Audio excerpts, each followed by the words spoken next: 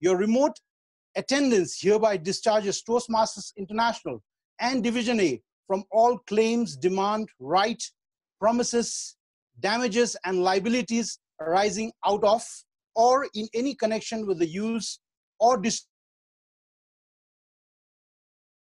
distribution of the said video recording, including but not limited to any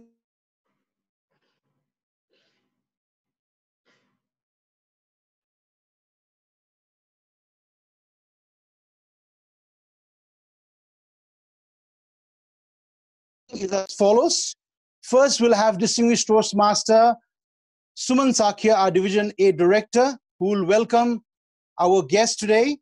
Then the workshop will begin. We'll have a 1-hour session with Distinguished Toastmaster Aditya Maheswaran. And then we will have a remark by District 41 Club Group Director, Distinguished Toastmaster Randeep Acharya. Then we'll have a closing remark at around 4:40 by Toastmaster Alpha Maya Sakya. And finally, the meeting will adjourn, hopefully, at 4:45 p.m. Now, help me welcome our distinguished Toastmaster Division Director, Suman Sakia. He is an entrepreneur, trainer, consultant, and also a moderator for the workshop today. Passing on the virtual platform to Distinguished Toastmaster Suman Sakia. Over to you, sir. Thank you, Toastmaster Chandrayan. And welcome everybody to this exclusive workshop by Aditya Maheswaran. In Division A in Nepal, we have had the amazing pleasure of really taking Toastmasters to a new level. And at the outset, I want to thank each and every one of you who are present in this virtual meeting and those who could not make it today for their unflinching support and the passion to learn to become a better communicator and therefore a better leader.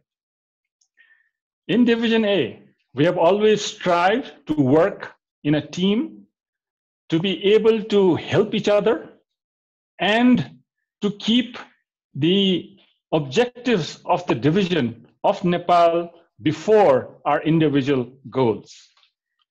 It's not that we do not achieve our individual goals, but because we have put out a vision and an objective that follows the vision, we have seen that the byproducts that we go on that journey is those amazing individual achievements that we have been able to achieve. At Division A, we believe that we need to strengthen the capacity of individual members, and what better than these wonderful workshops where we have international experts coming and talking to all of us. We have many more in the pipeline as well. One, we will be conducting a similar session on mastering table topics in the coming days. We will also be doing a global meet from Nepal in the coming days as well. And not to forget that our annual conference that is called Recitation is going to be held on May 2nd, which is a Saturday, and we will see the contest for the division for ISC and table topics. Thank you very much for being so much passionate about what you have been doing and taking this learning platform all across. I've had the pleasure of knowing Aditya indirectly first, and how, I'll let you know. When I had asked our international president, Deepak Menon, as to whom I should invite to Nepal and share the learnings, what happens in the global platform, especially during the World Championship speech, the first name that he took was of Aditya. And I asked as to why are you sharing this name? Why not others?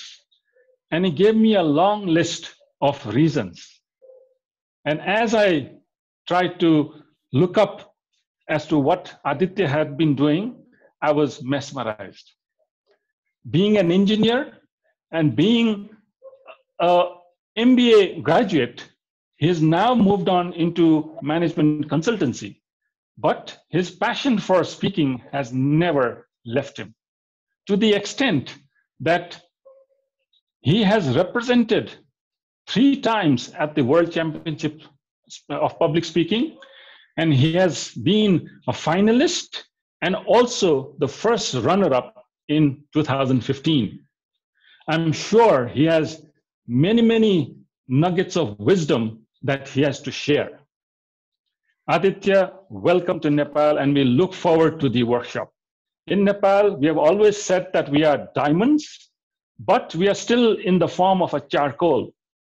We need experts like you to come over, talk to us, give that enough friction, give that enough energy, give that enough of motivation for people to come together, put that pressure enough so that we become better speakers and charcoal starts to become diamond. I would welcome you to this workshop and hand over this virtual meetings floor to you. Over to now Aditya. Welcome. Let's give him a huge round of virtual applause. And from my side, a round of applause from my side as well. Over to you, Aditya. Thank you so much, DTM Suman. Just wanted to do the checks. Are you able to hear me well? You need to increase the volume. All right. I'm going to bring it closer to me.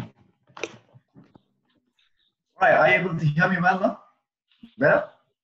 All right. Perfect. Thank you so much for the warm invitation and the warm introduction. It was terrific. In fact, Suman, you made my day by that small anecdote with DTM Deepak Menon, because he's a person I look up to. I've always apprenticed most of my Toastmasters journey.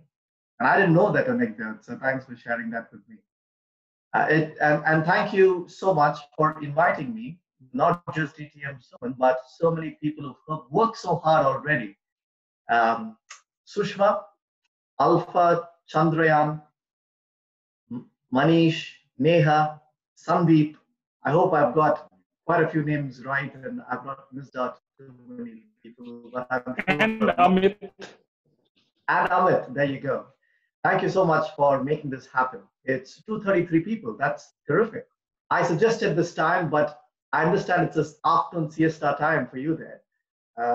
In spite of that, all of you have made it. So it's excellent to share my perspectives with all of you.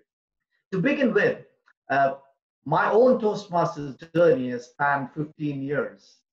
And these 15 years have been one of the most memorable 15 years because of the learning it offers. So I want to begin by telling you a little more about my journey, and then let's go to what's in it for you. My first 9 years in Toastmasters were completely into organizing events and being club officer, then a district officer. So to be honest, I would have contested once in the international speech contest in the first 9 years of my Toastmasters journey. I was helping others prepare their speeches, but I never got into it myself. My lucky break came when I moved cities. So I had to take a pause in my leadership journey in Toastmasters, pause being a district officer, and go back as a club member in a new city. And that's where I thought, all right, now that I'm taking a break from the leadership roles, let's compete. So it's 2014 when I first competed, and I was lucky to represent India at the district conference and then the international speech contest in the WCPS. In fact, I was in Bombay then, and at that time we were all District 41. So I represented District 41 twice in 2014 and 15. That's your district at the World Championship of Public Speaking. So what you see here is my first experience at the World Championship. I was awestruck, excited, 150 flags, huge stage. And I thought it's such a privilege to be here. That year was also very precious to me because my sister lives in Singapore and my father in India, of course. So it was very easy for them to come there and cheer me. So that's me with my sister and father in Kuala Lumpur. And that's why I still wish more such conferences come to Asia so that more of us can attend that as well. So I did take care of a prize that year. I got the 3rd place in my semi-finals round. But the learnings I got that year was so immense. I learned from some of the best education session presenters there. I learned from some of the past world champions who I had only met on video, YouTube. So it was such a learning experience. So I came back to Bombay after that trip. And I told myself, where do I put all of this in practice? So I competed next year in 2015. I went on and won the district contest again. And this time the competition was in a slightly different place, Las Vegas. So now you're going to see a picture of me being very sincere in Las Vegas, practicing for my speech. Oh God, where did this come from? No, that's the wrong picture. Right, there you go. That's what I did, but this is where we ended up in Las Vegas. So that's Mohammed Katani, who won the World Championship that year, and that's me, who won the 2nd prize, and everybody around us are past world champions. The interesting part about 2015 was that the top 3 winners that year were all non-native English speakers. Mohammed Katani, Arabic, my mother tongue is Tamil, and Manoj's mother tongue is Malayalam. We were the top 3 winners of the World Championship. So that was some kind of history and a validation for all of us whose mother tongue may not be English, that it's not about the language, it's about how well you represent your thoughts that matter more. But still, the best part about 2015 was that Mohammed couldn't compete again, but I could because I got the 2nd place. So I went back home and I said, where do I put all these learnings? And I came back in 2017, again at the finals of the World Championship of Public Speaking. Now, for those of you who wonder how big the stage is at the World Championship, this is how it looks like. You can see where I am in the bottom right side of the picture. And you can see the little small screen that fills up the entire picture. So that's your size, and that's the size of one screen. And there are 3 screens like that on top of you. And it's a football ground, the entire stage there. So it's been a terrific journey representing my district and India thrice at the World Championships. And today my idea is to share some tidbits from my experience with all of you. But my most exciting bit in the session is the question and answers that will follow, because that's where I'm able to answer what you want from me.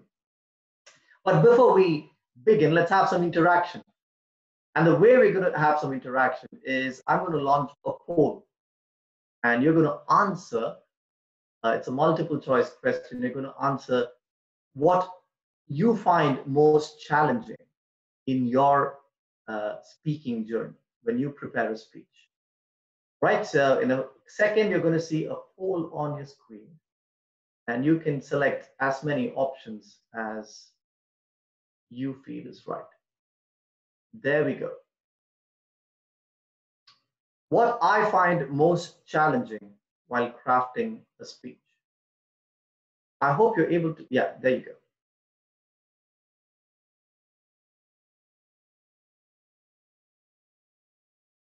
Is it coming up with a topic?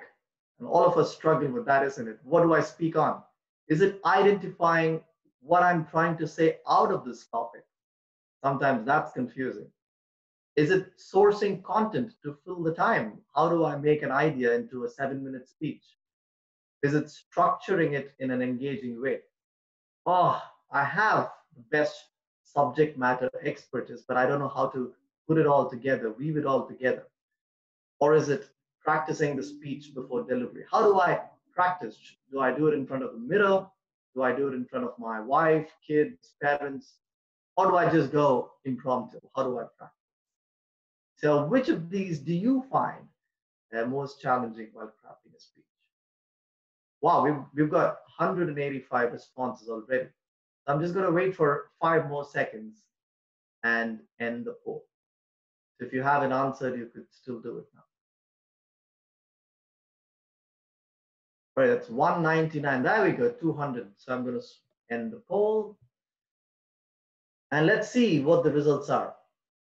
Now, take a guess before I launch the results. What do you think the collective 230 people feel as most challenging? Now, you may be surprised. It could be very different from what you find most challenging, or it could just be the same. So let's see what the results are. There we go. I hope you're able to see the results.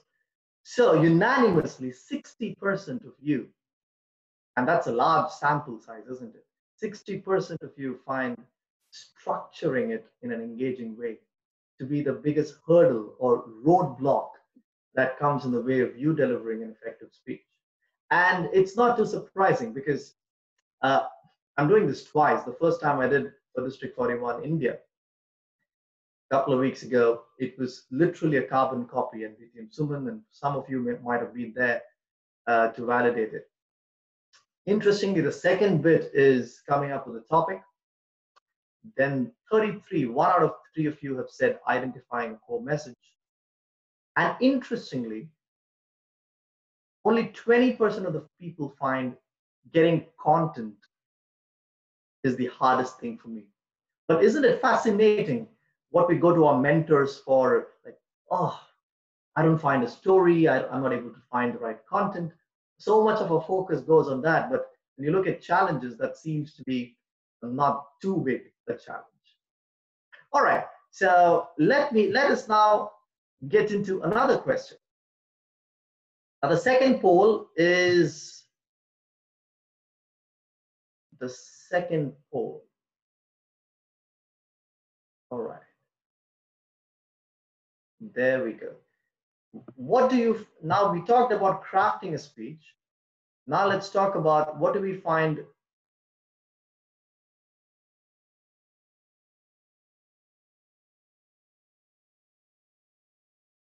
what do I find most challenging while delivering a speech?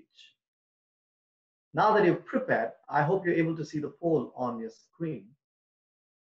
There we go. We've got started getting responses. What do I find most challenging while delivering a speech? Is it being focused on the audience and not my script when I'm standing on stage? Or is it spontaneity and humor and not sounding very prepared and rigid on stage? Is it my body language, hand gestures, eye contact? Does that make it more challenging for me? Is it my voice, being conscious about, am I pacing right, am I pausing right, is my pitch right? Or is it the ability to project credibility? Why should people believe me? And why should they listen to me? Is that what you find most challenging while delivering a speech? It's so fascinating how each of us have different roadblocks, don't we? And the ability to remove that roadblock and march ahead in increasing effectiveness is important. And as we know in management theory, that a team or a process is as strong as its weakest link. So you might be strong at 100 different things, but it could be those 1 or 2 things that come in the way of you being a better speaker or a better leader. All right, so we've got over 200 responses. So I'm going to end the poll and let's see what you've got. I hope you're able to see the results. Was that really a surprise? Well, I would have expected even more for the second bit, but it's more even, isn't it? So there's no answer that's over 30%. So spontaneity and humor comes across as nearly 60 of you have said that's challenging. Being focused on the audience, oh, tell me about it, that's tough. And then there's modulating your voice. And again, interestingly, though we speak a lot about hands and body language in Toastmasters, that doesn't seem to be one among 10 of you have only said that. So it doesn't seem to be too big an issue for you all. All right, so let's with that intelligence, let's go ahead with the session. Now, the way we're going to do the session is exactly this. So we will try to take in a chronological sequence of preparing an effective speech. Let's see what are the typical roadblocks and what you can do as tips and techniques and tools that you can put into your next speech in your Toastmasters project or when you're preparing for a contest. Now, I want to start with a question, and you can use the chat option for this. So which of these do you think is a question that's worthy to ask? Because my mentors keep asking me all of these three questions. I want you to guess. Is it 1, 2, or 3? So you could put on chat saying which of these three questions is the most wise or intelligent question to ask to your mentor, for example. 1, is it the most common question I get? Will this topic, Aditya, will this topic win the contest? Sometimes I get, Aditya, will this title captivate the audience? And sometimes, of course, will this core message connect with the audience? So we've got a lot of 3s and some 2s.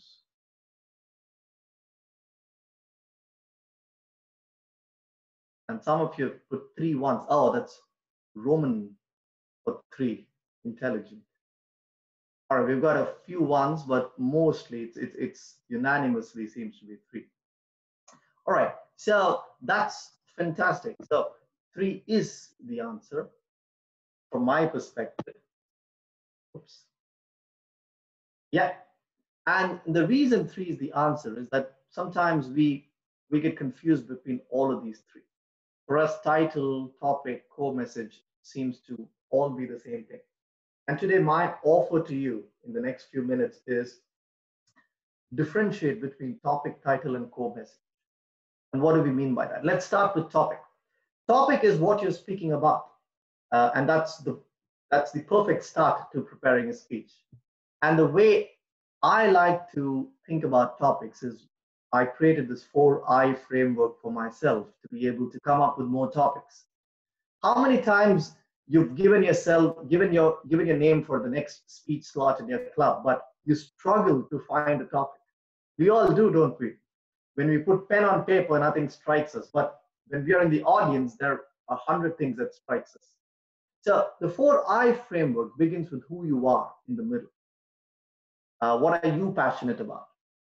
So the 4 things about who you are that can be converted into a topic: ideas, interests, incidents, inspiration. So let's see, how do you come up with topics from these 4 I's? So ideas are nothing but the cool things that you hear all about, what you read. You might watch some YouTube videos, you might have read some books. Now, are you keeping those insights from those books just for those topics? Or are you able to take that out of it and make a speech? It could be something else that you're talking about, but you're picking an idea from this. Let me give you an example. So the picture that you see here is of Neil deGrasse Tyson. I'm passionate about physics and astrophysics as a hobby, reading it. So I do listen to a lot of, used to, not so much now, but to Neil deGrasse Tyson. And Tyson is one of the best communicators, scientific communicators. So that's an oxymoron, isn't it? But he does that really well. So he speaks really cool stuff about the universe, about the atoms, about Mars exploration, about any topics related to astrophysics. So each time I listen to him, I may never give a topic on astrophysics myself, but something about it strikes me. And then I draw that insight about leadership or about my profession, and I use that. So when I'm with a group of CXOs as a management consultant, when I draw some relevant insight from how the world works and draw it to a management theory, they are bowled over. And so ideas can come from any place. Some of my favorite speakers, and some of yours as well, I'm sure, are people who are able to combine interdisciplinary ideas in a single speech. If you're giving a speech, imagine you're quoting from literature, history, science, management, arts. That speech just gets so much richer. So think of the ideas that you've gained over the last few years and what speeches can you deliver out of it. The second I is interests. What are your interests? My interests include cricket. My interests include working with small and medium scale industries. My interests include table tennis. I love the guitar. I can list down 20 things I'm interested about. So what are things that you're interested in? And these are great arenas to select speech topics. Incidents. Incidents probably are the single most powerful I in Toastmasters. You would find if you watched world champion speeches on live or on YouTube, you would find that most speeches are incidents. So my speech in 2015 was called the Scratch. It didn't start with me putting on paper scratch. That was the last thing that happened to the speech. It was all about a group of boys scratching my new car with keys, and this is how my car would look like at the end of it. And through that emerged a speech. Incidents are powerful, but incidents are often deceptive to look at them as something big, because the best of stories are from very normal everyday incidents. But observe your life in a way, is this worthy of a speech? And the last I is inspiration. Inspiration is everything that you hear around you, or see around you, or observe around you that stand out as something that inspires you. The picture you see here is a speech that I delivered many years ago. I had prepared a speech for my club on something amazing. But that morning, I read in the paper in Mumbai that there was a Baramati marathon that happened the previous day. And amongst all professional runners, here is a lady, Lata Bhagwan Kare, from Baramati, who ran barefoot in a Nawari clad sari, and she won the marathon. And how did she do that? And she became such a big rave. And she said that, hey, I've never run marathons. Somebody said that if you run fast enough, you get a prize. And I've been running all my life to stay alive and to take care of my family, and I won it. And it was just so beautiful, just so simple, and it inspired me so much. I made a speech on that, and it was far better than the speech that I had prepared. So inspiration comes from everywhere.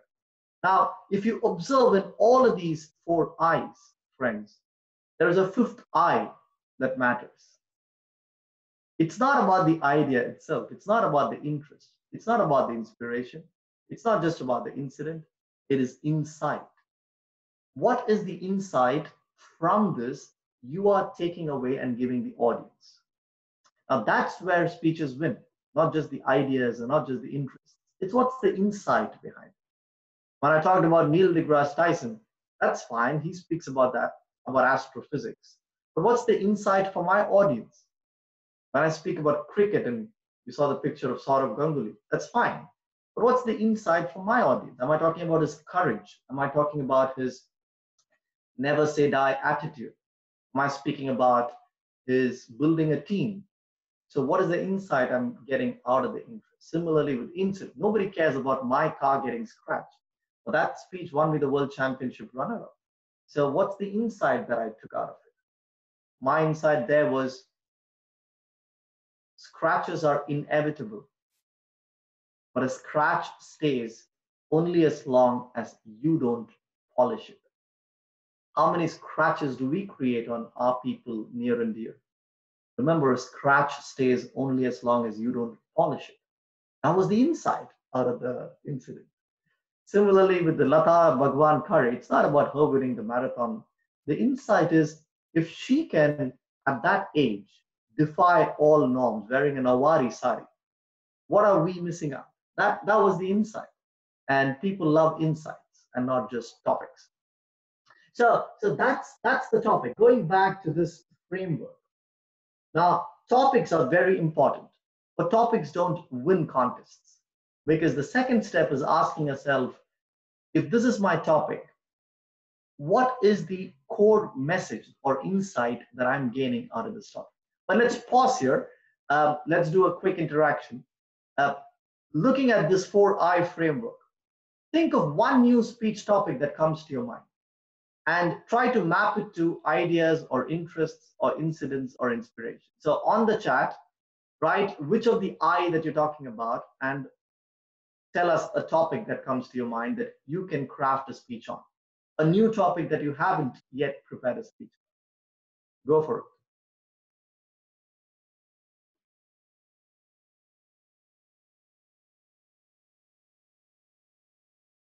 Yeah, also put down the topic that's on your mind.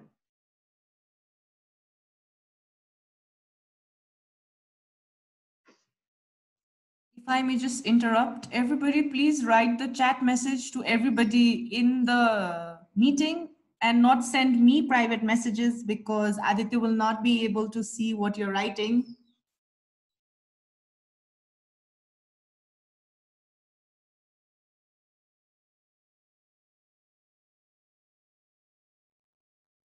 Yeah, something terrific. So incident work from home. What a topical topic, isn't it?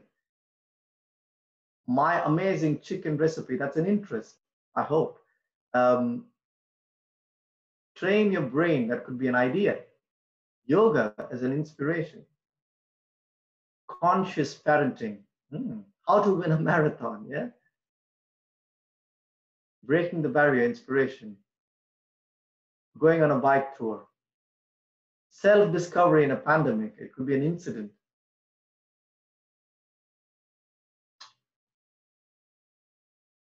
Five breakups with the same girl. Or you're on a roll, whoever that was. That could be a sixth I that I haven't thought of. All right, so some terrific speech topics. There you go, guys. You can rob some of the speech topics that you get here. I was helping all of you by socializing. So we've got some 100 topics already. Okay, so fantastic. So there we go. So you're already able to look at the 4 I's and come up with some amazing topics. And each of these have the power to be a world champion speech. Now, our question is, we asked ourselves, can this topic win the competition? I don't know. So how do we know what wins the competition? Let's talk about that a bit. Now, once you have a topic, the way I like to look at topics is, what's the core message that I'm trying to derive out of this topic? So some of you said, cooking a new dish. Terrific. Will that win the competition? Yes or no? I don't know. Some of you said, so I give you an example of cricket, Saurav Ganguly. Will that win the competition? I don't know.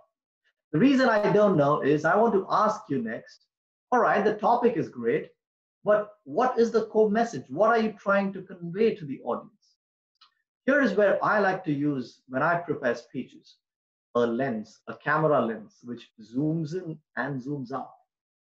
And the extent to which I zoom in and zoom out tells me what the core message is.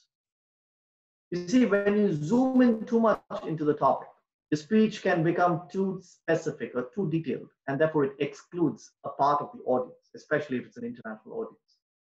And if you zoom out too much, it becomes too abstract and philosophical, and it goes over the top of most people, isn't it? So think of this own session that I'm doing now today. The topic of this session is simple. It's about helping you with some tools and tips to make you more effective speakers. That's the topic. The title that I've chosen is Crafting and Delivering a Captivating Speech, because the title needs to be attractive. But what's my core purpose, core message through the session? I need to be detailed enough so that you're getting some tips. But at the same time, I need to zoom out enough that I'm not boring you with too many rules or specificities, right? So my core message should be somewhere in the middle. That's exactly what you need to do as well. So let's take an example. Now, for example, under incident, you recently donated blood and you're inspired to donate blood. So that's your topic. Now you ask me, Aditya, can blood donation win me the world championship? I would say, what's your core message? And so you start using the zoom in and zoom out lens. So when you zoom in too much, you may just talk about the process of donating blood. Hey, go to the blood bank, register your name, fill in the form, and then do some of you do that sometimes and wonder why hasn't my speech won? You probably zoomed in too much. So what happens? It becomes too detailed, and most of the time, some of the audience members already know the process, so they don't really care too much about your speech.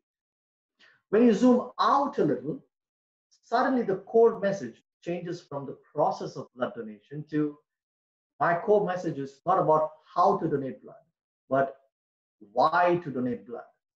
What are the benefits of blood donation? Now I'm starting to include more people.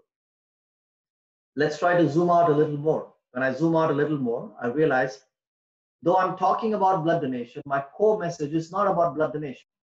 My core message is helping others in need. Now, my topic is still blood donation. Remember, the topic is not changing, but what I'm drawing as an insight out of the topic is not different. It's now about helping other people in need through the example of my incident of donating blood. Now, I ask myself, is this world champion worthy speech? So should I zoom out more?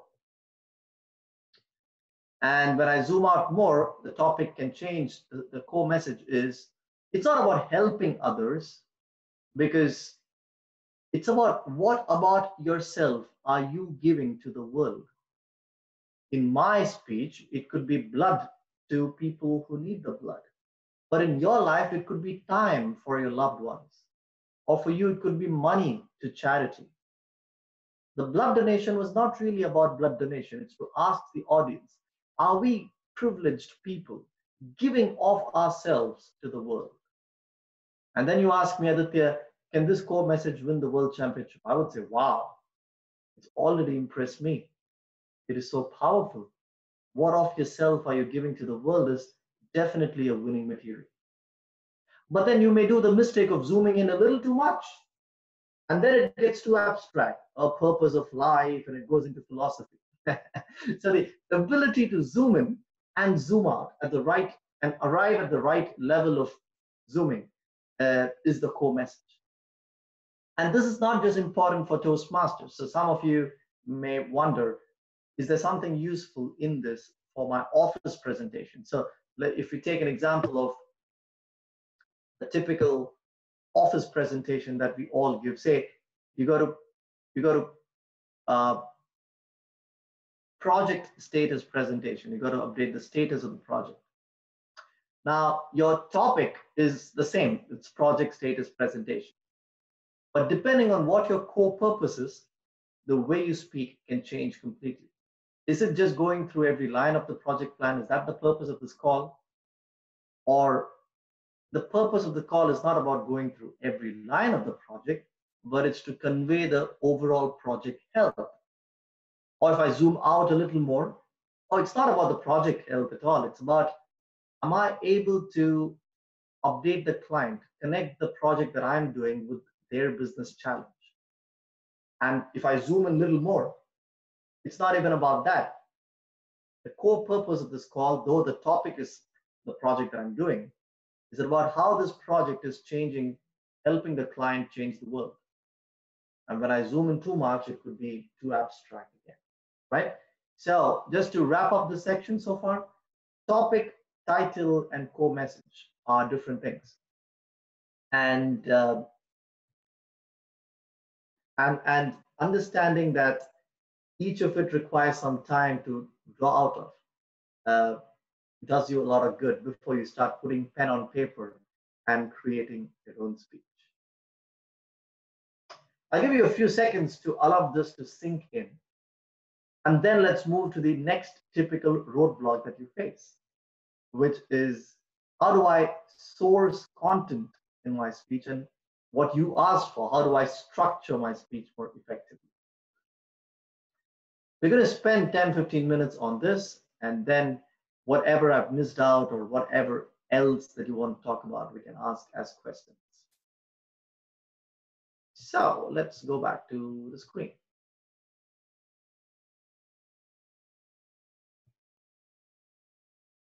Now, the typical next question that you may have is, I've got the core message, I've got the topic. Now, how do I expand that into a 7-minute speech? Where do I draw material from? Where do I draw information from? Some speakers have amazing stories, but I don't have amazing stories.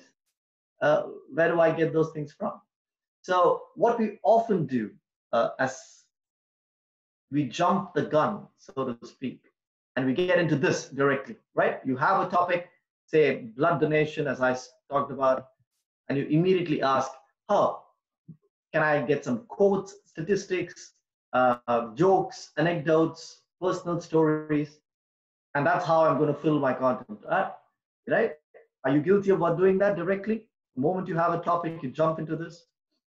But how do you know the number of quotes you need to have? How do you know the number of jokes you need to have? You wouldn't know, because you haven't asked yourself, why am I having these quotes? Why am I having these statistics? So the way I try to approach expanding a speech into 7 minutes or 10 minutes or half an hour or even 4 hours, depending on the presentation you're doing, is go back. Don't jump into the tools. Don't go and start searching for quotes immediately. Go back to why you're doing what you're doing. It starts from fundamentals, understanding your audience. The Toastmaster audience is multicultural, it's multi-demography, multi-psychographic audience. There could be any people ranging from 18 to 80, men and women, people in the corporate world, people in working, doing some private practice, government servants. It's really, really multicultural. And are you appealing to all of them? So if I were to appeal to 300 very, very different people, that allows me to understand what kind of content to do. And this fundamentals leads to principles. And I filter my content through these 5 principles that I've listed here. And I thought it may be useful for you to have some of these principles in mind as well as you source content. It's not about the tools, friends. Tools, we'll get to the tools, but it's not about the tools. It's about asking yourself, am I following the principles that are time tested to add that visual appeal to the audience? So what are the principles? It's PQRST. Why PQRST? Why not ABC? Because a lot of people do ABCs already. So I thought we start in the middle of the alphabet. No, it just so happened it's PQRST. So P is picturization. One of the principles is, are you enabling the audience? Don't tell them, show them. That's what that means. Don't tell them what happened, show them what happened. Let me demonstrate it to you by an example. Friends, imagine the year is 2021 and we are in Paris for the World Championship. You are on stage among the top 10 speakers of the world. You have just delivered your World Championship final speech, and the results are going to be announced in a minute. The third place is announced, not you. Second place, not you. And the world champion of public speaking 2021 is, it's you. And 3,000 people in the audience stand up and giving you a standing ovation. How does that feel? And if that's a feeling you want to have, the work begins today. Now, what did I do? What I did, instead of tell you, you can work today to become a world champion and all of that, I just made you imagine or picturize how it feels like. So there is so much more biochemicals in your body working now than just me narrating an incident to you. So allow the audience to picturize what you're saying. And that's a principle. Now, how do you do that? You draw the right tools that you see in the right side of the PPT. But the principle is, am I allowing people to picture? Questions are so effective, especially when you want to arouse emotion. In my speech, Scratch, where I talk about people not just creating external scratches on objects, but internal scratches on our loved ones. I could have easily said, all of us scratch our loved ones. But I try to ask them, when was the last time you scratched another person? Probably a friend, probably a loved one. How did it feel like for you and for that other person? I ask a series of questions, and questions trigger guilt. Questions trigger thought. Questions trigger fear, anger, elation, joy. All emotions are triggered when you reflect, not when you hear, but when you reflect. And reflection happens when you're asked a question. So add questions when you want to arouse emotion. Reinforce.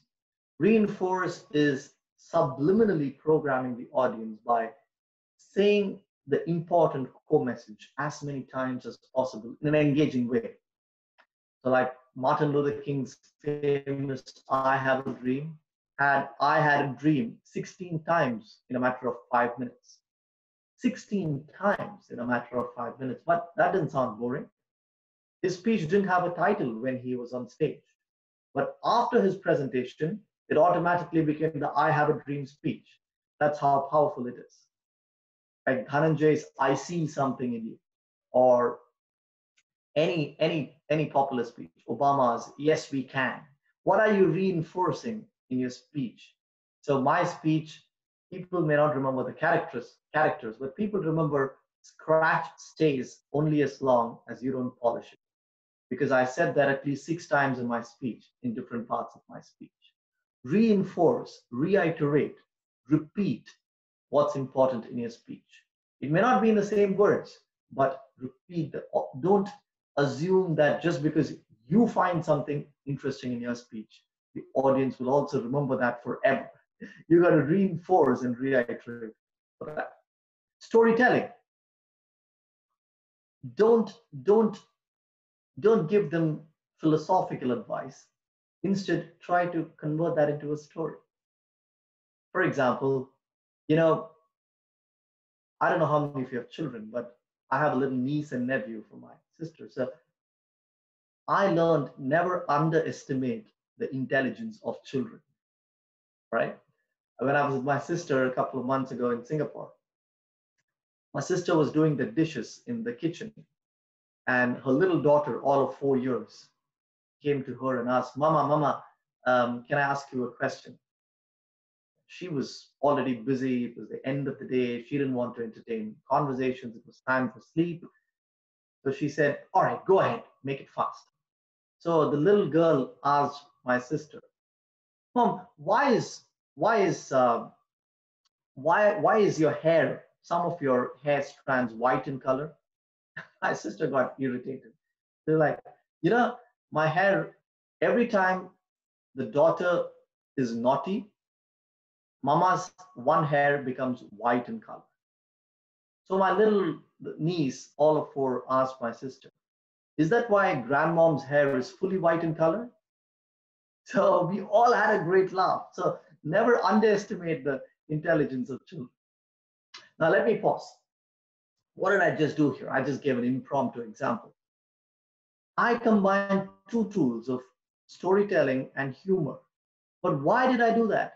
Because the principle is that storytelling connects, it's a shortcut to say something which is otherwise theoretical in nature.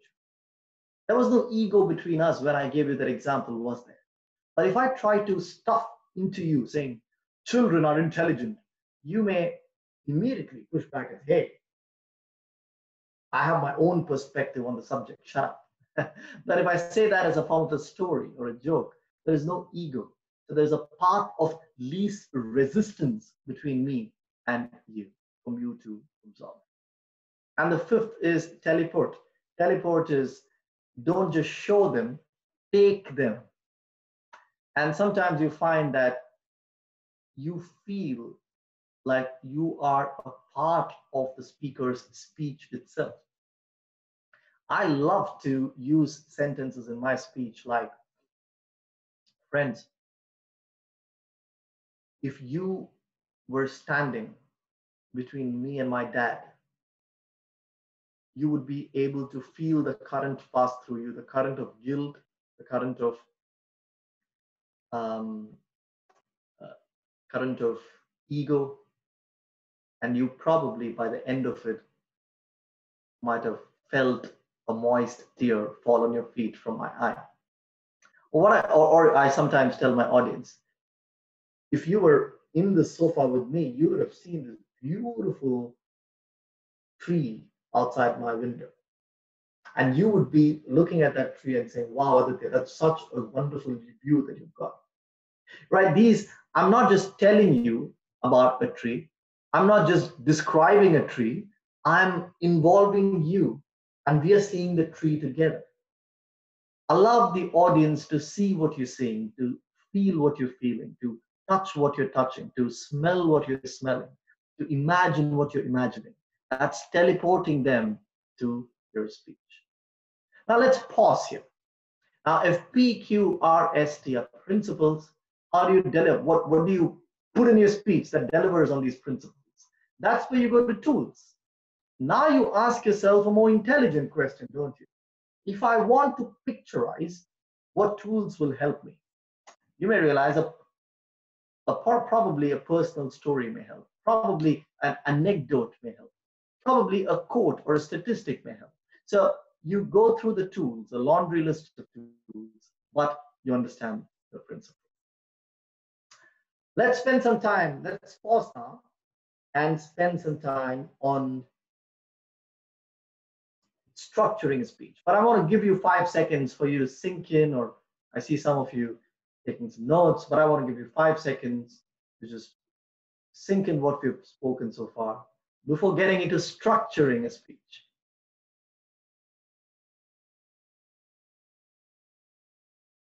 It's probably too short a break to start playing Nepalese music, but I actually love the music in the beginning. Life would be so much better if we all had background music. Our lives would seem like Hollywood. I would go for the interstellar background music. Okay, so let's get back. Now, stitching a speech together. One of the roadblocks that we often face is I have my content ready, but how do I put it all together? What is an attractive way of stitching a speech together? And nearly 120 of you said that that's where you find most resistance while preparing a speech. Well, the shortest path between 2 points is not often a straight line. Meaning, I'm just going to give you some ideas of how to structure a speech, and there are infinite ways to do that. So these are just some thought provocations for you to understand there are different things you can do. So one is chronological. What is chronology? Chronological is just going by time as the metric to structure your speech. So typically you would find that in Toastmaster icebreakers, don't we? So we talk about, I was born this year, I attended school, then I went to college, then I graduated, I got my job, I started a family, and here I am today. So that's how a typical Toastmaster icebreaker is. It's chronological. And it's useful. Chronology adds a lot of clarity.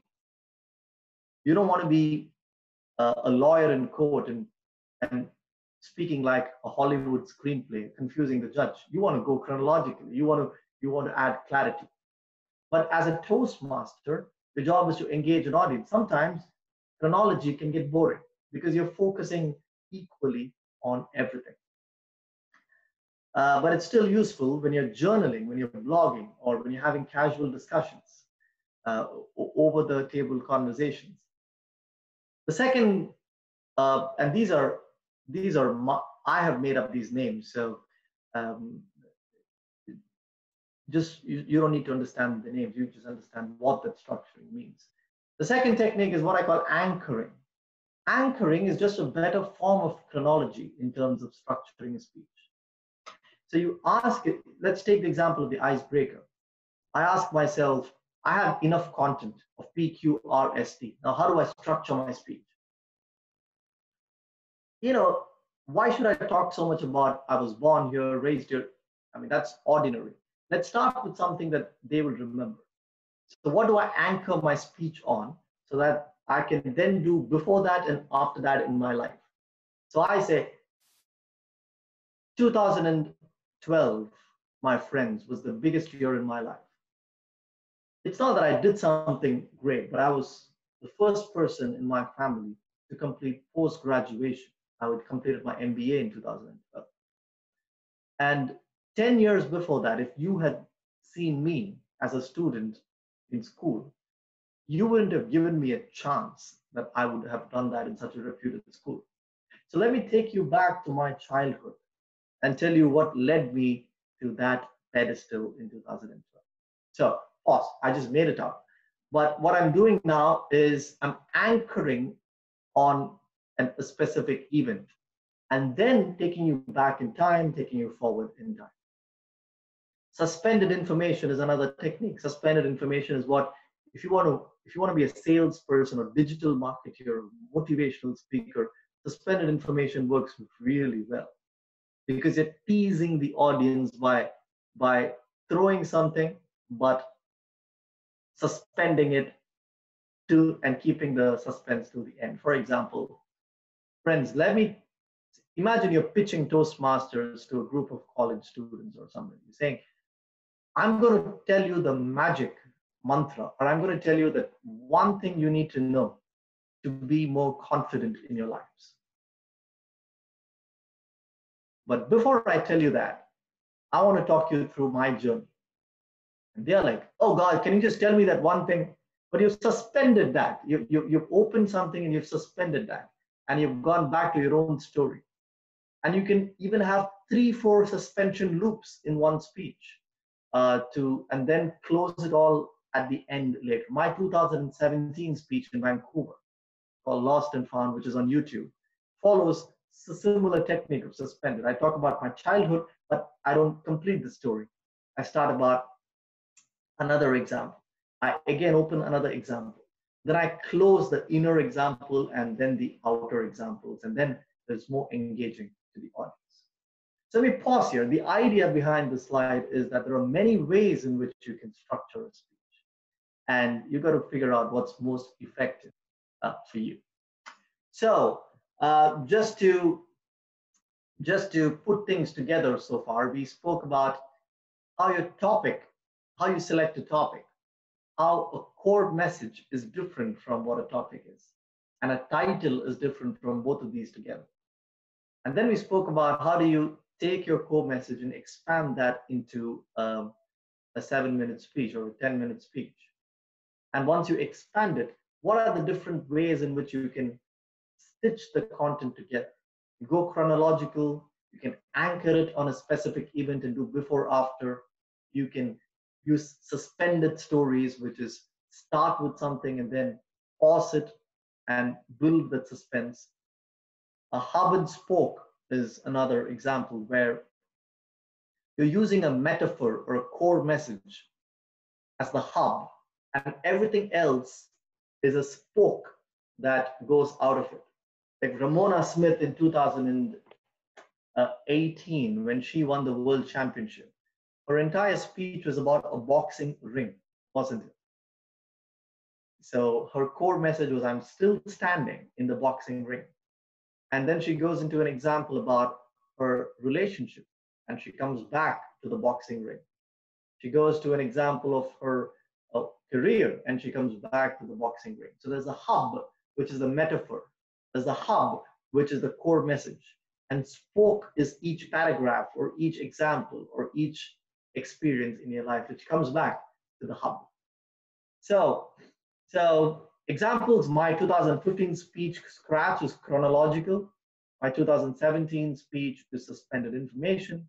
Ramona Smith's speech is an example of hub and spoke. And a lot of our speeches can be given as examples, as anecdotal as well.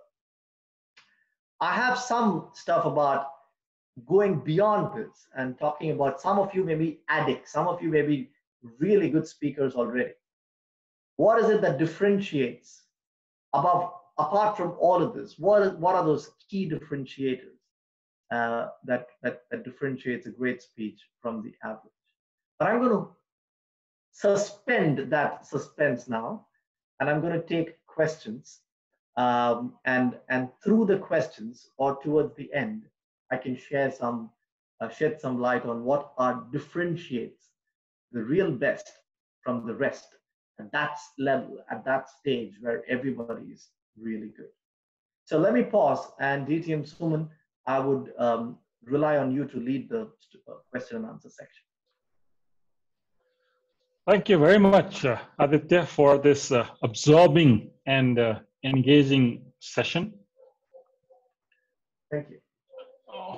I had the pleasure to be part of your session in the Kolkata Toastmasters Club. And while going through that, I was already deciding that I would reach out to you because this is something so basic about crafting a speech and delivering a speech, yet to bring that entire complexity of how to craft and deliver a speech into something that is very simple and easy to understand. I said, Toastmasters in Nepal must listen to you, must see you as well. Thank you so much for doing this. I would definitely want the questions to come in. Our tech masters would be working on it. I've not seen, I hope the chat room is enabled, and I can see the questions coming into the chat. If you have any questions, participants, please write in the chat box. And as I see them, I will see which questions may be relevant to ask, and then reach out to Aditya to answer. Is that okay? Yeah, absolutely. In Nepal, we take a bit of time to get started. So the questions, the hands really. Yeah, I think, I mean, I stopped pretty abruptly as well. So let them take their time. And any question on any topic is fine. It could be based on the workshop I delivered. It could be about me, the Toastmasters, leadership, communication, about your career. Yeah, I'm okay with any question. So before the questions come in, I think you have to, I see some of them coming in. What I noticed, Aditya, was during your first two World Cup, when you went there, I saw a lot of hair on your head. And in 2017, I didn't see so much. So what made that transition? Is that so much of pressure to participate in World Champion of Public Speaking, or is it something else? Maybe I'll start on a lighter note. Well, I went to the wrong barber in Las Vegas. I lost a lot of money in the casino, and I had to give something as mortgage. I gave up my head. No, well, it was just a change in style. Okay, thank you. So I see the questions coming in. So I will not take names, but because some of the questions are common, I'm going to see what could be relevant to ask from the point of view of the members. One of the things that I do get asked, because many Toastmasters come up and say that maybe I can help in crafting the speech. I don't think I'm so good, but I try and attempt to help them. Some of them do ask, how do you really start? You know, what is the starting process? Yes, you have already deconstructed with your 4I framework, but how do you sit down to say and think that, okay, this is how I start? Or some people say that while you are traveling on a bus or in a car, you suddenly get a spark and then you do that on. So are there some suggestions from you on the starting point Yeah, and that's a great question, Suman, because there are a lot of people who recommend different ways to start. Some people say start with a topic. Some people say no, just start with whatever inspires you, or start when there is no speech to prepare for, so that you're not preparing, you're not adding pressure on yourself. My suggestion on this would be to reach the center of a circle. It doesn't matter which part of the circumference you start from, because it's the same distance to the center. So I've started many of my speeches from many different angles. So the speech scratch that I was talking to you about did not get started by thinking about a topic. It started because of an incident. My car got scratched, and that was always in my head for a couple of years. And then when the speech competition came in, I thought, why not do a speech on that? So the ability to be observant of your daily life and see these incidents and put that in your pocket for you to take it out later is a good place to start. So it's not about writing down on a paper, but keep a little book to observe incidents, which who knows could become a great starting point when you do want to write a speech. But if you already are passionate about a topic, start with a topic. Or if you're passionate about a particular idea, start with that. So starting point could be where your excitement lies. So in the speech scratch, I had no clue what my core message was going to be. All I knew was about the incident. So at the club level, when I first delivered it, the message from the speech scratch was about friendship, because some of my friends helped me get over that phase. You wouldn't find anything related to friendship in the final speech I delivered at the World Championship. Because as I crafted it more, I realized that wasn't the core message. The core message was something else. So that speech, I didn't start with the core message. I started with just the incident. And I allowed the raw incident to dictate to me what the core message should be. So to reach the center of the circle, start where you are excited. Don't force yourself to come up with a thing for you to start with. Oh, wonderfully put. I always also have believed that you may not have hit the jackpot with the idea or the incident or the inspiration that you have started with, but it grows on you. It grows on you. And a pointed question to you, Aditya, on this. Did you seek mentorship for especially for the scratch speech, or was it only yourself that you spoke to or thought of and then came up with different iterations, and the core message started to be built later? Yeah, so mentoring and coaching is a question that often comes up, especially at the contests. Why it's very useful to have another pair of eyes look at your speech. And sometimes we are so passionate about our own jokes or own stories because we came up with it. And though data may show you that it's not work, people are not laughing, but still you're very possessive and you don't want to throw it away from your speech. So a fresh pair of eyes may tell you, Aditya, just chuck that out. That doesn't work, or this works. The way I did that, Suman, was I've never had specific mentors for a speech contest per se. I look up to a lot of people and I seek their advice. You mentioned Deepak Menon. I remember in Las Vegas, the night before the World Championship, I had won the semi-finals. The next day was the finals.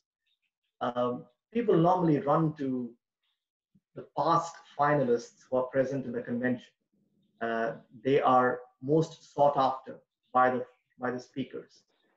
Everybody wants to catch hold of a Mark Brown or somebody to revise the speech. I asked myself, I have 24 hours. I can't really change much, or I don't think they can add so much value. I've already come to this part of the journey. But I want to be with Deepak Menon. I want to, I know he's not a world champion speaker, but I want to deliver my speech to him and get his feedback. And so I knocked at his room at probably very late in the night. He was having a glass of scotch. And And we spent half an hour, I remember. He didn't give me a single suggestion. He just listened to me and said something like, I'm proud of you, or something very unrelated to the speech. And that made me feel so much more confident the next day. So sometimes mentoring and coaching is not just about the ahs and ums or the hand or the voice. It's very useful at an initial level to have such mentors. But when you are in a competition at the highest level, what helps is to be with people who you trust, to be with people who give you that confidence and not just the corrections in your speech. Thank you. I think this is something that our members can take home in believing in themselves when they start to speak. Another question, which I think is very common, is how much time do you normally spend writing and structuring the speech before you start practicing it? Or even do you practice before even the speech is complete or not? Yeah, so one of the things I've realized, Suman, and all of you, is that you write for the eye, but you speak for the ear. And we sometimes confuse. We spend a lot of time perfecting a speech on paper or on your Word document. But you realize your brain has focused on writing from a grammatical point of view because you're writing for the eye. So you have the right commas, the right full stops. But when you're speaking, those rules don't matter because you're speaking not to another audience. People are hearing your speech. Meaning, a lot of speakers who focus too much on perfectly writing a speech struggle to pause effectively while speaking. And that's because while writing, you have punctuations only what grammar allows you to do. So, but in speaking, I pause in between a sentence. I pause where there is no comma because I try to speak and practice, not write and practice. So even for my world championships, I have a draft. But what I do is I stand in front of the mirror and try to repeat the same idea in 5 different ways. The moment I think there is something awesome, then I write on paper instead of doing it the other way. Normally what we do is we write something on paper and then we practice. What I try to do is I just try to speak out loud 10 different ways to say the same idea. And whichever struck gold, then I would write it on paper and polish it with the right, tools of speech. But this must be taking a lot of time. Everybody does not have time, no? So how do you manage that? No, but in reality, it takes lesser time. The reason I tell you that is most of the time, the amount of time that we spend on revising a speech on a document is so much because you write a sentence, you rewrite a sentence, then you change some words, then you add a few words. Your focus is so much on having that 750 words or 840 words, but the focus is not about how does the audience experience the speech. And to ask yourself, if I was sitting in the audience and I'm hearing my speech, how would that sound like?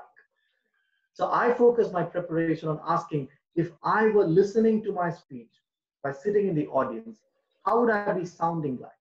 Where would I be pausing? Will I be pausing the same way as if I'm sitting at home and reading a book? No, but they're not reading a book, they're listening to me. So what changes? And therefore, over time, it takes me lesser time to do this than just prepare a prose and correct it on a page. Just a connected question to this, I guess it's very much related, is when writing a speech, do you recommend writing the entire speech or just the skeleton, or maybe go partially impromptu as well? So what is possibly the right? That's a good question, because the tricky question in a world championship or competitions, because naturally by the time you get to a second or third level, you have delivered the same speech a few times. So it's in your head, literally by heart. So even if you want to make it impromptu, it's difficult because you have so much of, you have each word in your mind etched. what I like to do, Suman, is I like to leave spaces in my speech. I prepare my Toastmasters competition speeches really well. Everything non-Toastmaster or everything non-competition, I have never written a speech in my life. Like today's 1 hour, I have no script, and question and answers, I have no script. So I like to speak impromptu as much as possible. That's because you are very good, no? For the beginners. So for the beginners, the trick with preparing with scripts is that for a 5-minute speech, you can write a script. What if you have to deliver a 30-minute presentation? Can you write 50 pages and then mug it all up? It's difficult. So after a point, you're forced to not write down every word. If you're doing a 1-hour presentation at work, to write 1 hour of content is going to be 60 pages if you're going to write a script. It's not possible. So, but for a Toastmaster speech, it's very useful to write a script, but leave spaces in between. For what? So what I like to do is when I'm on stage, even giving a competition speech, and I got pretty known for that in Vegas, Suman, and also in Vancouver. I like to talk about what happened that day. I like to talk about the theme of the conference. So I've prepared the speech, but I've left gaps and spaces in the speech where I can invoke what's happening now. What's the theme of the conference? What did the previous speakers say? Who is the MC or the contest chair? Can I poke some fun on that person? So you'd find a lot of these impromptu gimmicks in my speech, which people think is genius. But it's not genius because I've purposely left spaces in my speech where I would fill it up with these things. While these may sound very easy to you, and it's just a matter of speaking. So what is the very difficult thing to do? But people join Toastmasters because they fear public speaking. Right. And you must have been asked many times this question itself as to how do you overcome this fear? Like you have the 4I framework, is there another 6I or? There's a 6th I probably, no. There is one answer, that's the secret sauce, which is this. Yeah, if you give a bowl of rice to a kid, a 2-year-old or a 3-year-old kid, a spoon and a fork and a bowl of rice, and you ask the kid to take rice and put it in its mouth, how successful is the kid going to be? Probably there's going to be rice that falls down, the fork's going to fall down. Now, if I ask you to do that, any of you, how successful are you going to be? You're going to laugh at me and say, Aditya, I can do it 100 out of 100 times with my blindfolds. Why can you do it better than a kid? It's because you've done it 1,000,000 times in your life, right? You've eaten from a bowl 1,000 million times in your life. So, and I ask people who ask me, Aditya, I'm afraid on stage. I have stage fright. I ask them, how many times have you spoken on stage? Normally the answer, Suman, I get is, in my school, I remember speaking once, and then that's really about it. That's why I joined Toastmasters. Then I asked them, if you've done it 5 times in your life, you better be afraid of stage. You cannot be a Barack Obama on stage. So the mantra, the sauce, secret sauce here is, the more you expose yourself to your fear, the more you overcome the fear. Same with darkness. Try to go on a walk in pitch dark, in a shady alley. I'm not recommending it to you, but if you do that, the next night, it's diminishing margins. The fear is not as much as the initial fear. And it's similar with public speaking. The more you expose yourself on stage, the more you will get over the fear of public speaking. And at the same time, exposing yourself 1,000 times won't make you better. You got to expose yourself and get the right feedback and incorporate it. I was pretty much a tensed speaker when I joined Toastmasters because I joined at the age of 19 so much. And the average age of my club then was 45. And so I'd never spoken to an audience, even 5 years older to me, leave alone 30, 20 years older to me. So I've done enough mistakes. I've had enough butterflies in my own stomach. But as you expose yourself more, you get over it. Great. I hope everyone who is listening takes this nugget of wisdom and practice And more so and when more. it starts with renewing the Toastmasters this month, isn't it? So that's a Yes, great way yes, to commit to expose ourselves on stage. So all of you, renew absolutely. your Toastmasters membership this month. Yeah. Absolutely, yes. That's the message that we need to send out as well. So people absorb what you have said, and they use the 4I framework. They have structured the speech, and they have practiced as well. But once they go to the stage, they suddenly forget maybe the closing or in between, or they suddenly feel that it is a very unpopular topic to speak on. So how do you manage that? Yeah. Well, one way to manage that is the firefighting at that point in time. The second way to look at it is, what do I come back home and reflect on, right, for my next speech? So you got to firefight at that moment, but it may be too late at times to change perception. But you always have a second step of going back home and asking, what did I learn from this that I should not be doing in my next? So let's start with the firefighting. I have found, Suman, within Toastmasters, if you have frozen on stage, if you have totally forgotten your script, the best way is to smile and tell the audience you've forgotten the speech. It's okay. You don't put yourself under too much pressure. They're your friends in Toastmasters. You may not be able to do that with a client, but in Toastmasters, befriend the audience. Don't repel. Don't push the audience against you. Don't take this inordinate pressure that you're a Frank Sinatra or a Dean Martin to entertain the audience. You are with all of them have come to learn public speaking, so they are always in your side. They want you to be successful. They want you to complete that speech. They want you to finish the 2 minutes in a table topics. So don't try to put pressure to tell yourself what the audience will think. Be open. Tell them that you've forgotten the next line, or ensure that what you think is a screw up, because you know what comes next. They don't know until you reveal it to them, because they don't know your script. So many times, Suman, even at a division level conference, I've forgotten the next line. But I continue with what comes in my mind or the line after that, because they don't know that I've forgotten unless I show it in my face, unless I start stammering. So a lot of times you can make that up. But at a more basic level, be open, smile, don't be tense. If you forget something, it's okay. Smile and tell them that, give me a second, I'm thinking.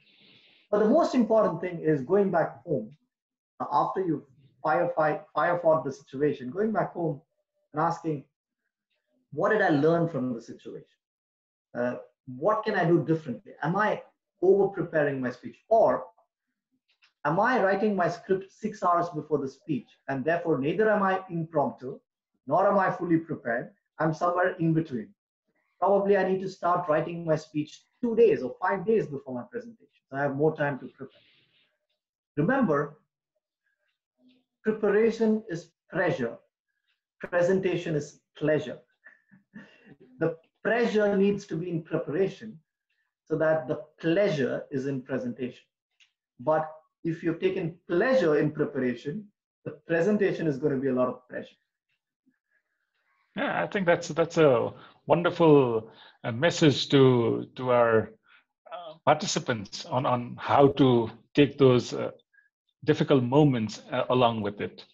While you have talked about the crafting part, some of the questions that are coming is on the delivery part.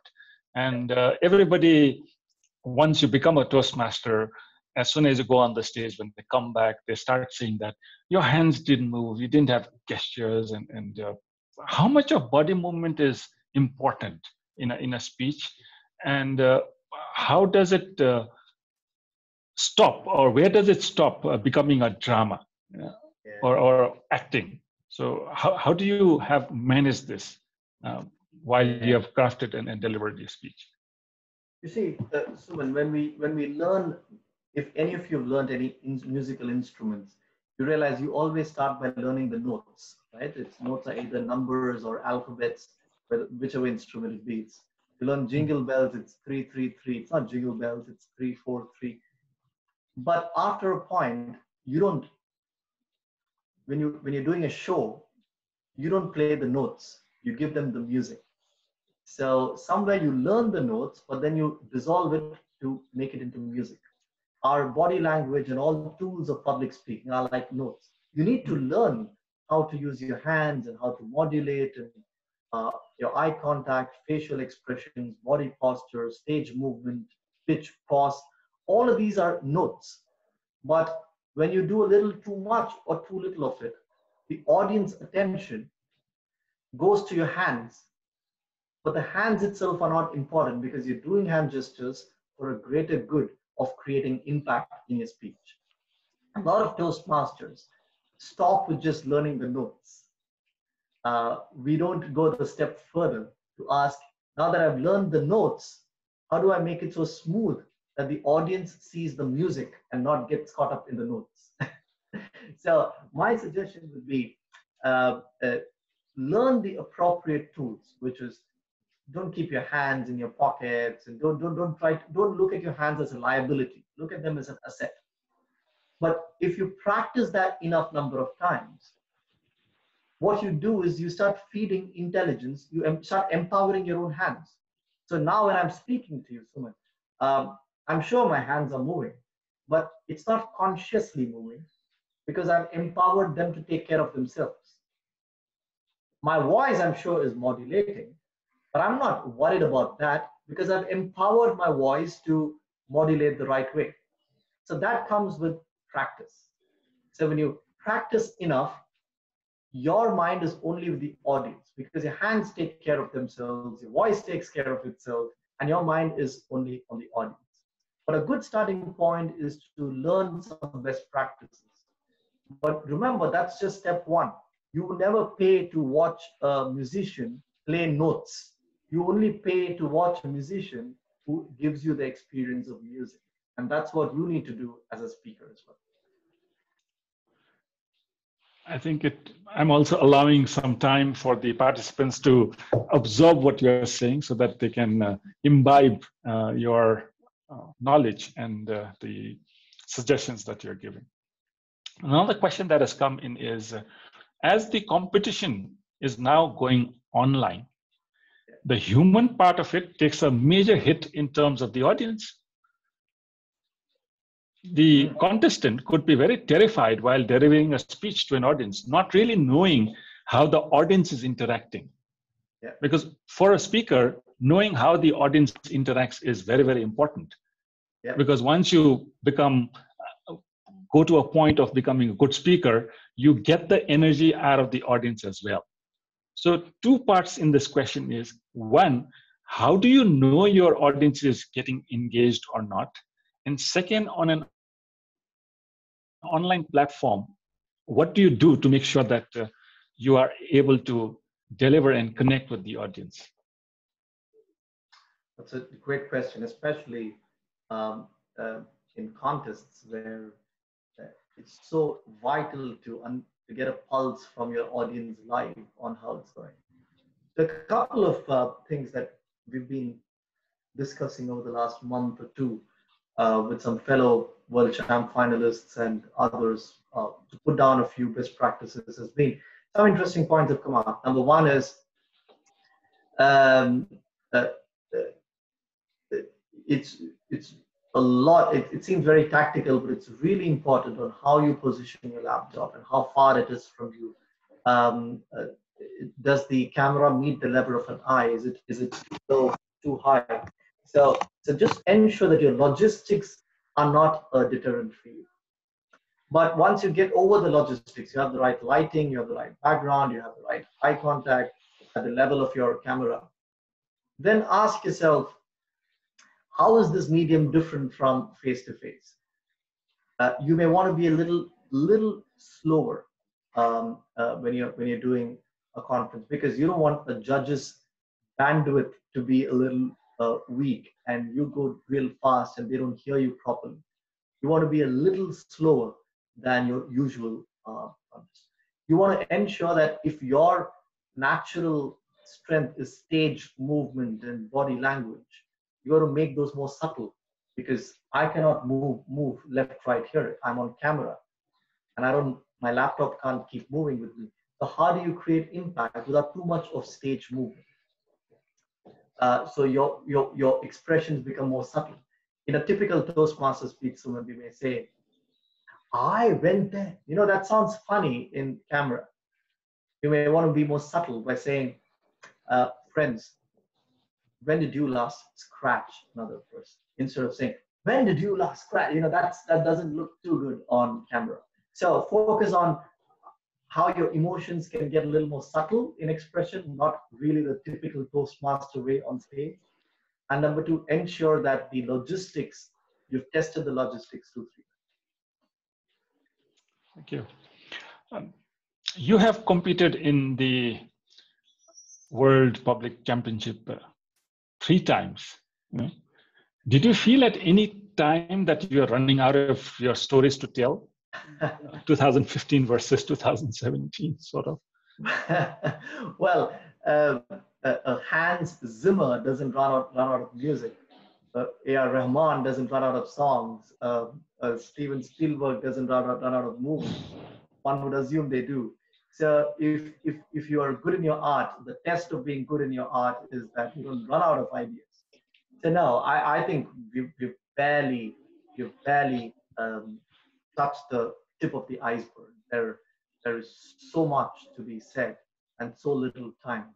So the issue really should be, I have too many speeches and too little opportunities, rather than the other way. So that doesn't mean I have a list of 1,000 speeches now, but the humility is to look at the world and say there is so much to. The important part here, someone is, you cannot be the same person but come up with a better speech next time.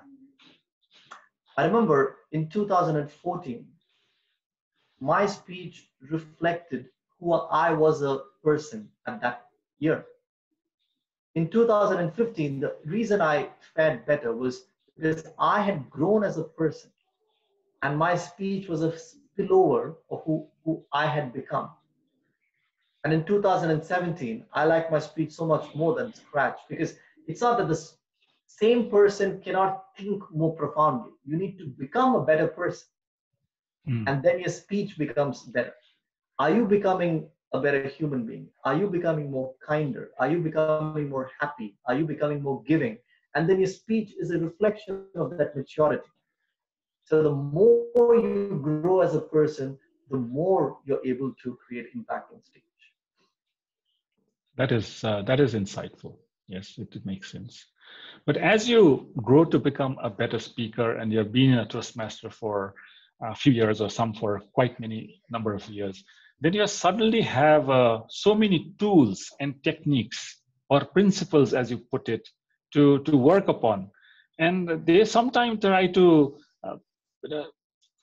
work against the simplicity that you possibly began in crafting a good speech earlier on, especially when you suddenly know that, okay, this message that I have, it's a very good sticky message, and at times can make the speech a little made up or too forceful.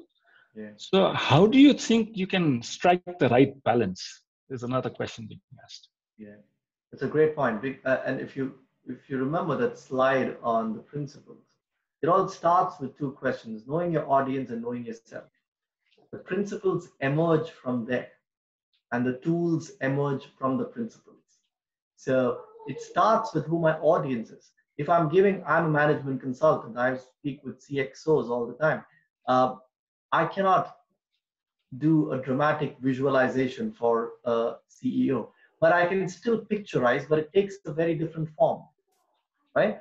So for example, I was speaking to and there's an example I gave that day as well. So I was speaking to the supply chain director just a few weeks ago, and I tried to craft my entire pitch using his language of demand and supply, of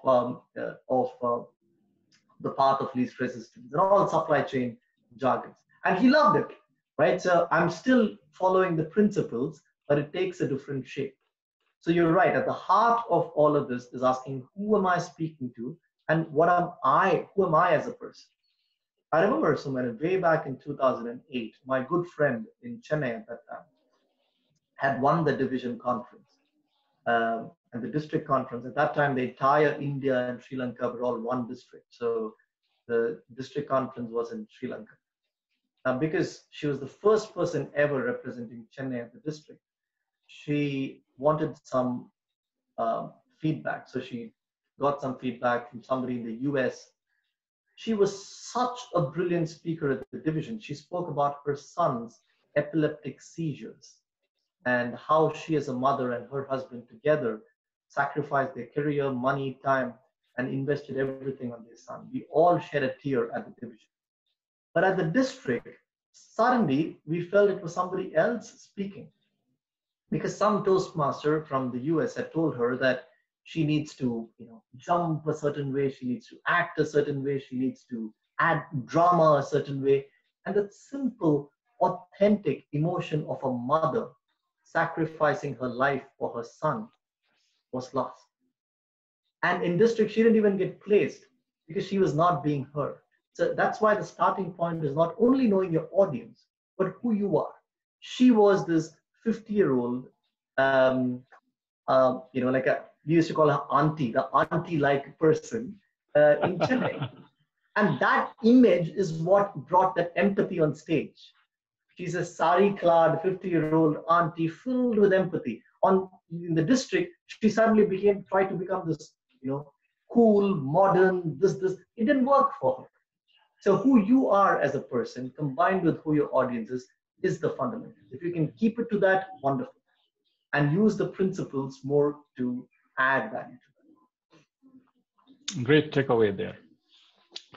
You might have been asked many times this question, and sometimes we get through this many times also. Especially in a Toastmaster setting where you have to prepare for a 7-minute speech. How much do you prepare, or how much do you practice? That is one part of the question. And second is, when you are doing table topics, or even as a general member in a normal meeting, so table topics come.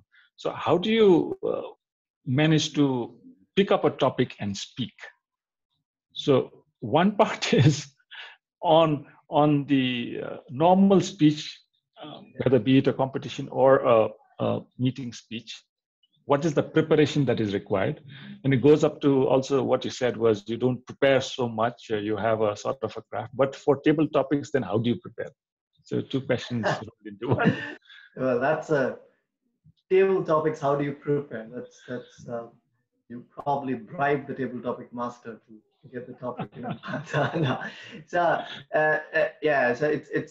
it's at the core of what all of us struggle with. So even fantastic speakers I know try to hide or remove eye contact when the table topic master comes on stage.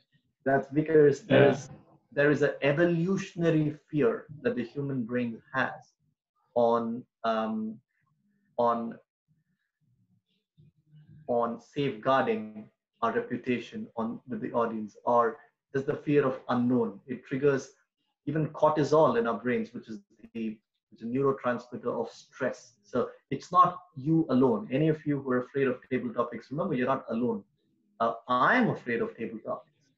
But the only thing different with me in these Q&A, they are table topics. The only thing different here is that I know that I have been afraid in the past, but every time I've done well. So I know, though I'm afraid now, because that's an evolutionary cortisol reaction, I know through past experience that if 99 out of 100 times I have not made a fool of myself, this time may not be any different. So that validation helps me come out of my fear. The fear still exists. The butterflies still swim in your stomach, even table topics. But you just look at the past and realize, in 100 out of 100 times, in the last 100 times, I've not made a fool of myself. So why should this time be any different? So the best way to get out of the fear of table topics is to do table topics 100 times And as you do, you get better. And then the 101st time you realize, I'm over exaggerating this fear. After all, the topic is about my favorite holiday or something very normal.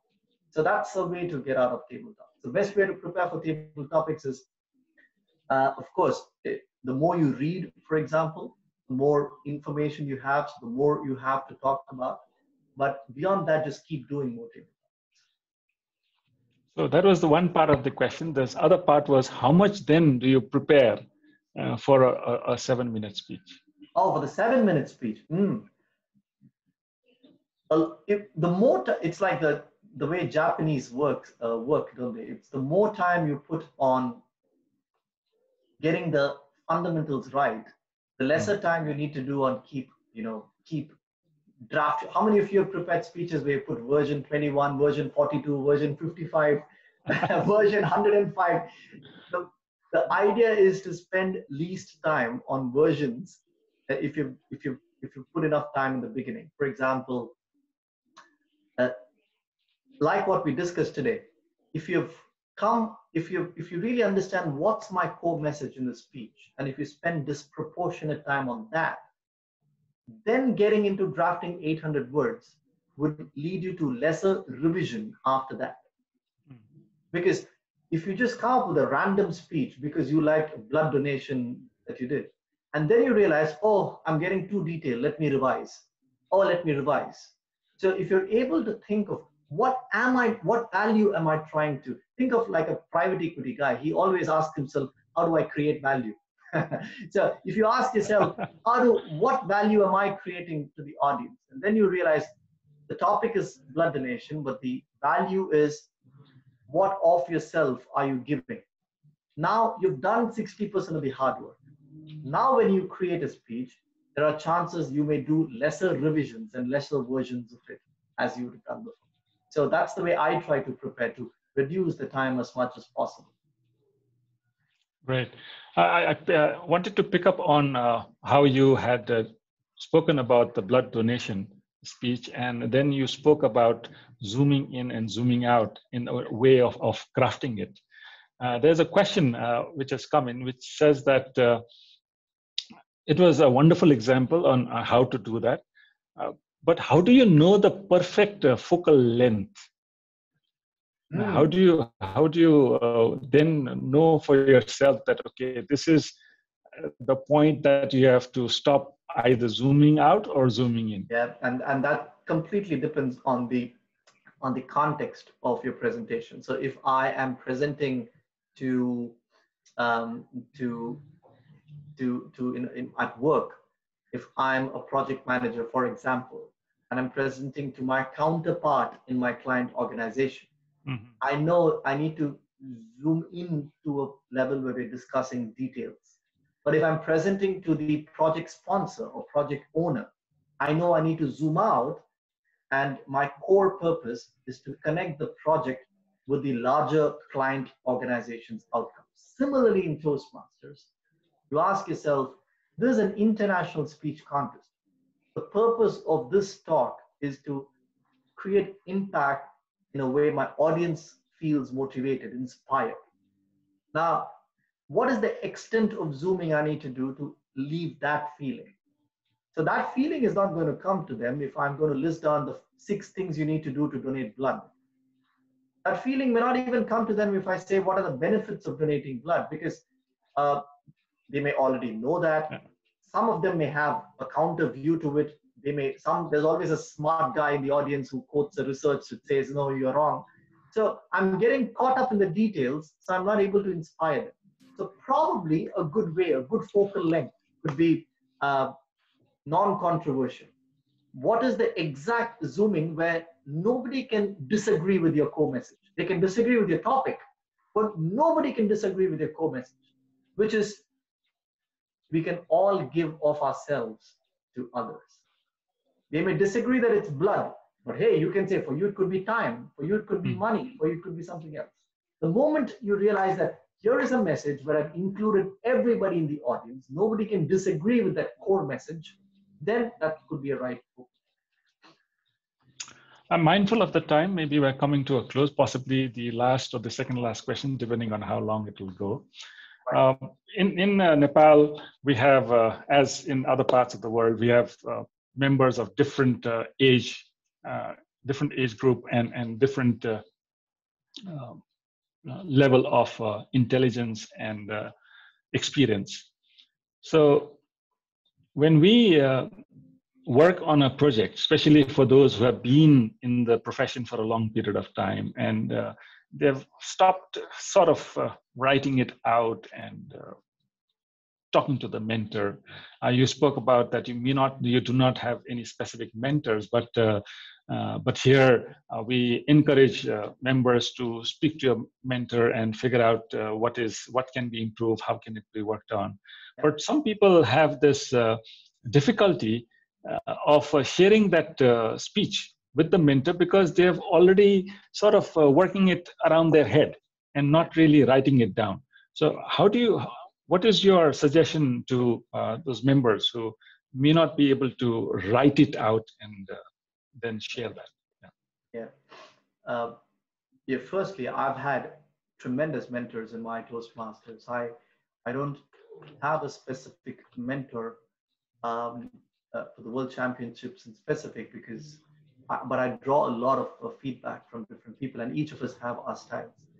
Now, the mentoring relationships gets distorted when it's all about just email me a script and I'll email you back 5 points, right? Again, this is not an email competition, it's public speaking. So I would encourage, and this really needs to come from the mentee, ideally, but the mentor creates the environment where it's safe for the mentee to do this, which is start with a phone conversation. Don't start with an email. Tell the mentor, this is my idea, or this is what I've come up with. Have that dialogue, have that voice transfer, because the audience is going to listen to your voice, not to see your email. So start with that conversation with the mentor.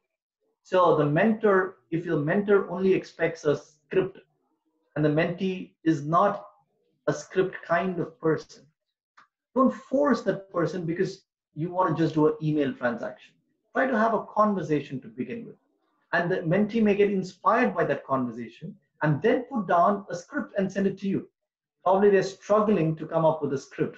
So my suggestion would be, it's not always about emailing a script. I have some people today who just said, Aditya, I've emailed you 4 scripts, review it. That's not my job. Mentor's job is not just to go through your pages and pages of content. That is the second part to the job. The first part is to elevate your thinking, because a mentor is someone who's been in the journey before. And a mentor, and this is for the mentees, my advice for the mentees is, your mentor need not be a better speaker than you. The mentor should know more than you because they've been in that journey. A Roger Federer's coach is not a better tennis player than Federer. A Brian Lara's coach wasn't a better batsman than Brian Lara. Even for that matter, Tendulkar also. Yeah. Exactly. Tendulkar's coach was not better. I'm sure Deepak Menon's coach, whoever it is, may not be a better leader than Deepak Menon, but a mentor is a person who can show you a mirror, and objectively you will see who you are, what your flaws are. So trust that your mentor need not be a world champion. In fact, world champions could be horrible mentors. They may have a very high ego. So you need a mentor who you have a chemistry with, who you trust, you have the psychological safety. You need not be a better speaker.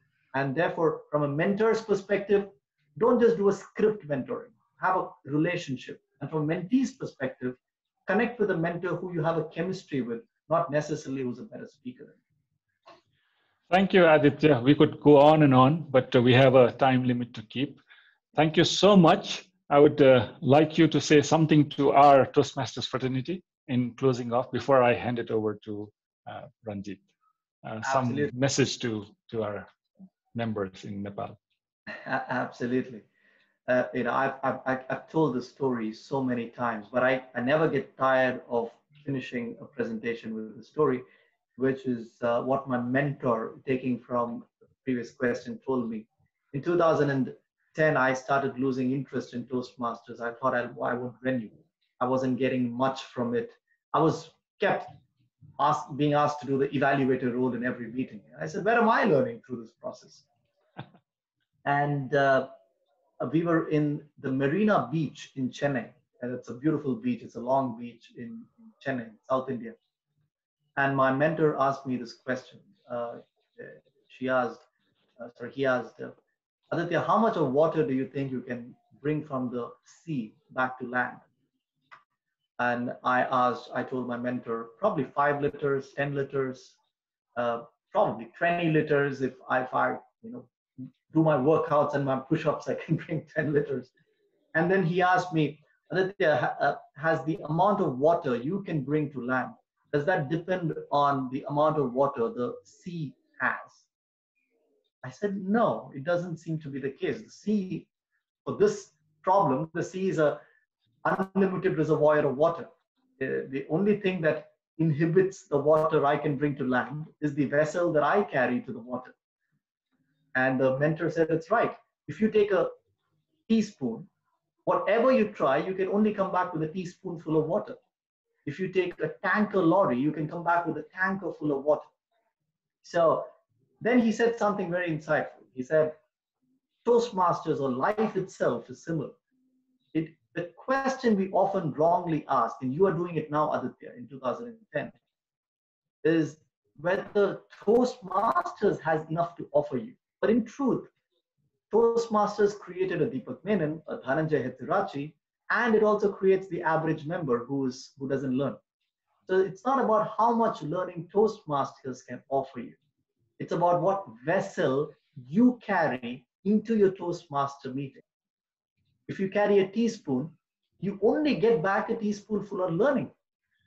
If you carry a tanker lorry, you come back home with a tanker full of learning.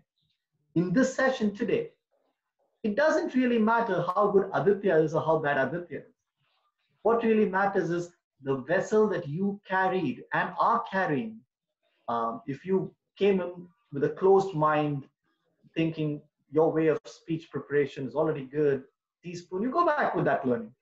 But there is these 5 or 10 people out of these 200 who've come with a reservoir of learning appetite, and they're going to take back that much learning from the session. So my friends in Nepal, you are in this exciting journey of Toastmasters, ably led by leaders such as DTM Suman and others. Leverage the platform, trust the platform, and take a big vessel with you. And the next time I see you, hopefully in Nepal or in France next year for the convention, I hope you have found your true potential. Thank you, everybody. Thank you so much. Let's give Aditya a huge round of applause, virtually also, so that we show our thanks to him. I would now move on to call our district CGD, Distinguished Toastmaster Ranjit Acharya, who has been a Toastmaster for past 20 years. And together we have been leading the movement in Nepal. And we have a lot of leaders here. He is a CEO of Prisma Advertising. And he's a person who can really inspire and motivate a lot of people. I would now like to invite Toastmaster Ranjit Acharya with a huge round of applause. Thank you. Thank you, Aditya, for making Nepali Toastmasters realize the true potential that they're carrying with them.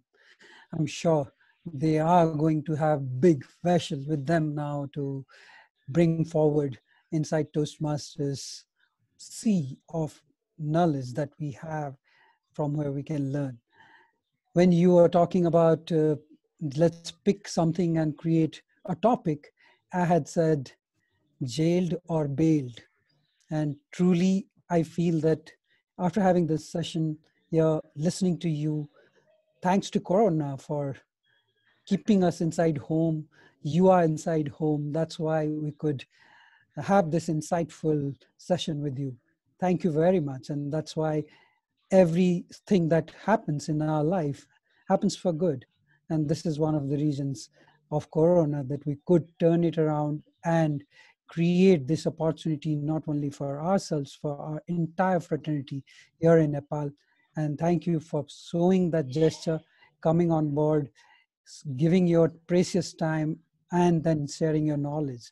This is the kind of inspiration that Toastmaster brings for each one of us. And this is where we learn from mutual respect that we show to each other. I'm sure this session has created a lot of inspiration inside our speakers, contestants, and they are now slightly more focused on what they need to do. And I'm sure they are going to be better in coming days. And definitely you will see one of them in one of the international platforms pretty soon. And this is not the end. I would like to extend not only my thank you to you, but would like to also offer you or request you to keep being the mentor for entire Nepal's Toastmasters fraternity. We are going to reach out to you time and again. And most probably when things will be much normal, we may request you to come down to Nepal as a keynote speaker in our conferences. And please do come to Nepal. We would like to hear you, meet you in person, and learn more from you. Thank you very much for sharing your knowledge to 250 odd Nepali Toastmasters. This is not stopping here. We have recorded this session, so we are going to edit it and then publish it in our Facebook pages. So many more Toastmasters are going to learn a great insight that you have shared with us. I'm sure this cannot be as simple as this and as insightful as this. So my take home for today is be simple. You don't need to be very technical. As long as you are speaking from your heart, as long as you are connecting with your audience, you are going to create impact. And that's what you have done today. Thank you very much. Thank you to the entire organizing team for organizing this so very well.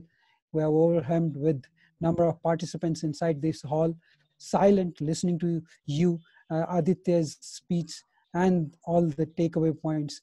So we are delighted today, and I'm sure we will be thankful to Corona for one of the reasons will be this session.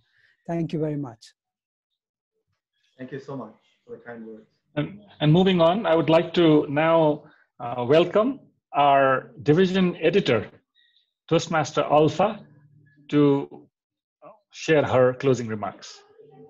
Over to Toastmaster Alpha. Can somebody unmute Toastmaster Alpha? Yes. Thank you so much, distinguished Toastmaster Suman. On behalf of our Toastmaster Sushma, who is our division PR lead, and the entire organizing team, I would like to extend our gratitude to distinguished Toastmaster Aditya for accepting our invite and joining us this afternoon in Nepal and morning in UK, which might have turned afternoon by now, not so sure. While unprecedented events might have divided us physically, unprecedented technology has given us this very connection. So thank you very much for that wonderful session. I'm sure everybody is taking back a bag full of learnings. On a lighter note, I'm sure VPEs are relieved now that members will not say, we don't have our speech ready and back out, because we've been given the arsenal to craft great speeches. Behind every smooth flowing event, there is a behind the scene that is equally, if not more, chaotic and filled with impromptu improvisations, which is being handled by an amazing team like the Ninja Stars. So there are a lot of ninjas in our team. Thank you to each one of them.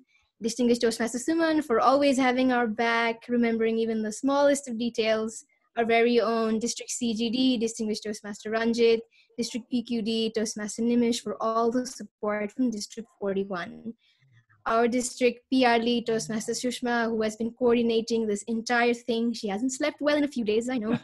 Our tech team, without whose support today would not have been possible. Toastmaster Amit, Toastmaster Neha, Toastmaster Roshan, who have been sending emails over emails so that we do not miss out on even a single member who's interested to join.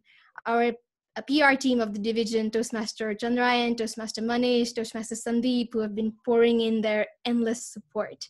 And a special thank you to all our attendees today, without whom this workshop would not be possible. We'd just be speaking to our webcams.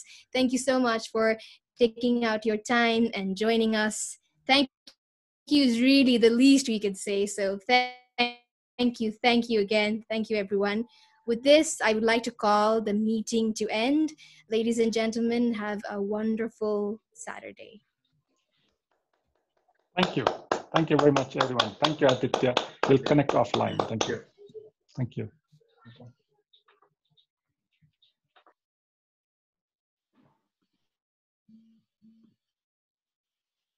We'll end this. Thank you, everybody, for attending the meeting. I am ending this meeting for everybody. Yeah. May I make sure that you save that file? Oh, yeah. I need to stop recording.